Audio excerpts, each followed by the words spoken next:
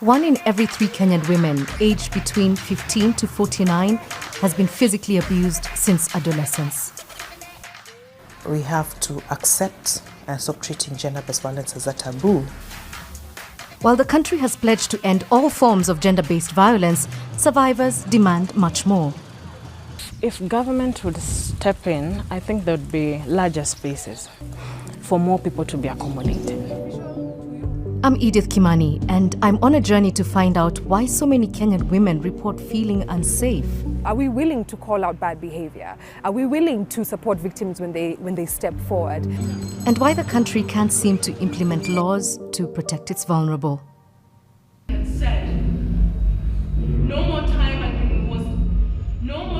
In 72 hours, at least 2,000 people will have seen and heard how Gathoni was isolated, manipulated, and violently abused by her ex-husband. It's taken 15 years for the screen and theatre producer to tell this story, and on the last day of rehearsal, watching her past and the play intertwine, Gathoni can't help but reflect. It's actually really sad. It's quite heartbreaking. That scene we just saw, it feels like I'm reliving that moment again. Only now, I can't say I'm in any type of pain, but sometimes I feel disappointment that I went out seeking love, marriage, a husband, and this is what came. At her home, Gathoni tells me how she mistook early signs of abuse for love. Her husband would call relentlessly, monitor her movements, and insist on picking her up from the office every day.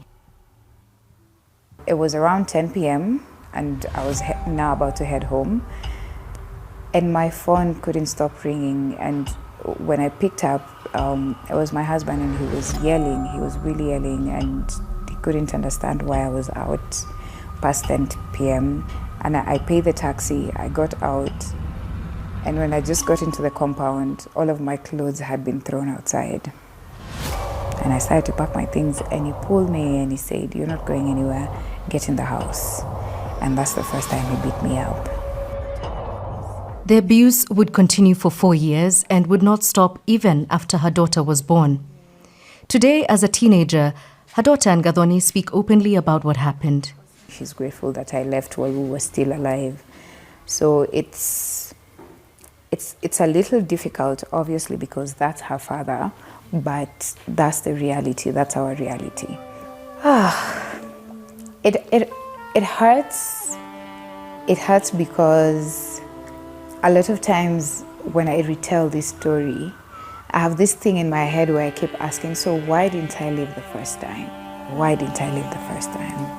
I couldn't believe that I went through that I allowed myself to sit through the pain and the agony and all of that violence without doing anything about it. Gathoni's story is just one of thousands in Kenya where violence against women is staggering. 1 in 3 Kenyan women aged between 15 to 49 has faced physical violence since adolescence. Among married women, 37% report physical violence, compared to 12% of women who've never had a partner. Of those who experienced sexual and physical violence, almost half never told anyone.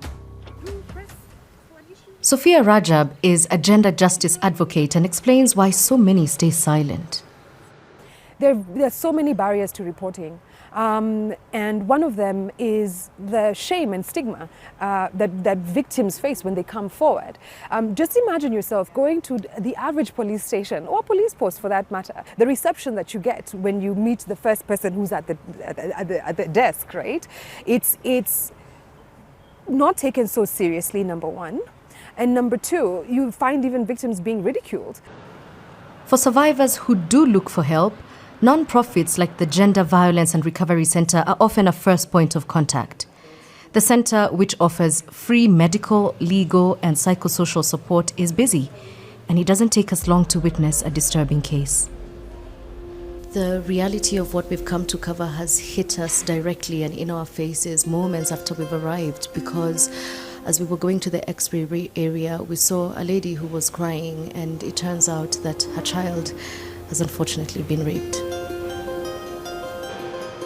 When we meet the consulting doctor, he tells us he's already seen 2 other rape victims, and it's not even midday. Alberta Wambua, the executive director, says cases follow trends. Around the festive season, we have a lot of domestic violence. Around the festive season, around end of the month periods, during the weekends, we have a lot of youth coming in sexually violated, Fridays, Saturdays, and Mondays. So people let down their guards. People are out there partying. There are those then who take advantage. And it's not just women.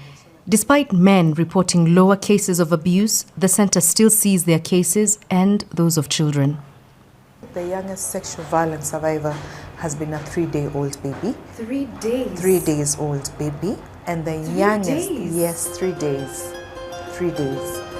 And the youngest survivor of gender-based violence, I would say, would be an unborn baby, because we've had mothers who've been beaten and lost their pregnancy.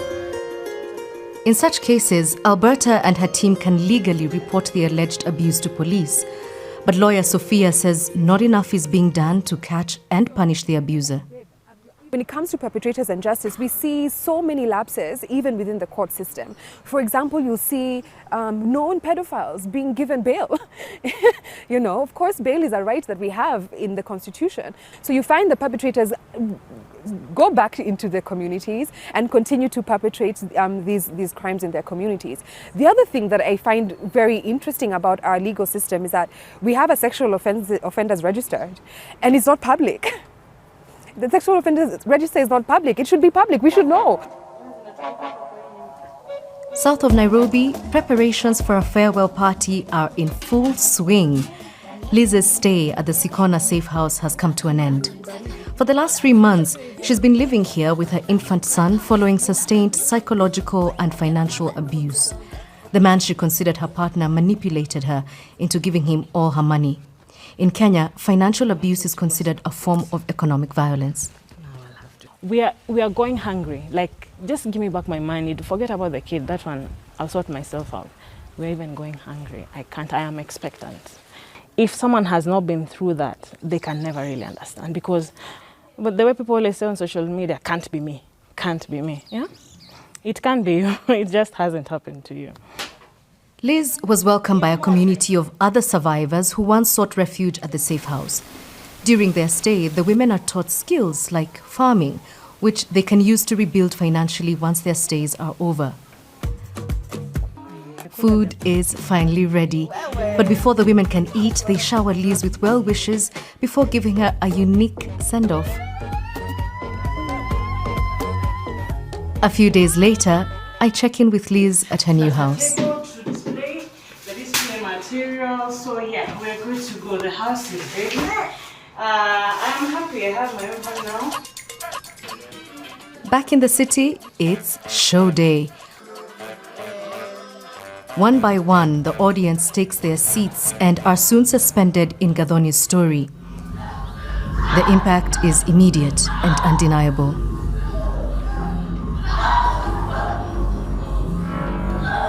So, what must be done to prevent a repeat of Gathoni's story?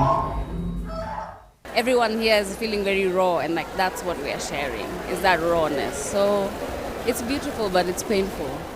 We have to show up for each other. We have to have better imaginations for what marriages should be, relationships should be, what peace looks like, so that we can live up to, we know when we're not living in it.